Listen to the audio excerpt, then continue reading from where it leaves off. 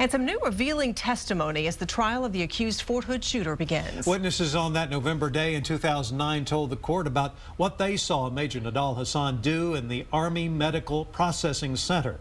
One of the first on the list to testify today was Alonzo Lunsford. The retired Army Staff Sergeant recently told about how he was shot 7 times.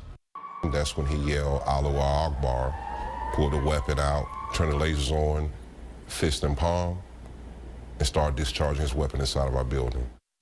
Although he is representing himself, Major Hasan said little in court today. He did tell the jurors that the evidence will clearly show that I am the shooter. Hasan faces a potential death penalty on 13 charges of premeditated murder and more than 30 charges of attempted premeditated murder. As KXAN's Chris Sadeghi reports, Hasan laid out a different version of events.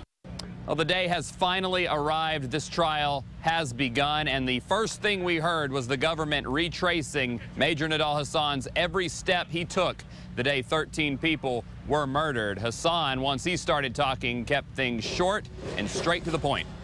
Defending himself against capital murder charges, Major Nidal Hasan ironically told the panel that the evidence would clearly show that he is the shooter. In just a minute-long opening statement, he said there is death, destruction, and devastation on both sides of war. He further stated he realized during the war that he eventually found himself on the wrong side and switched sides, considering himself a mujahideen. On day number 1, the prosecution set out to show Hasan's preparation and planning for the attack. The manager of Guns Galore testified that Hasan was a frequent customer interested in high magazine capacity guns and that he almost always bought ammunition. The government says Hasan came equipped with 420 rounds the day of the shooting. Prosecutors say he made internet searches for terrorists killing innocent Quran.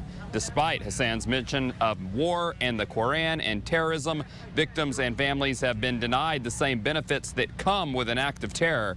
U.S. House Representative Roger Williams from Texas is supporting bills that would change that. They haven't had the benefits that we feel like they deserve from in a combat situation. So these bills will get them in a situation where they can receive those benefits for now and in the future, begin to get their lives back.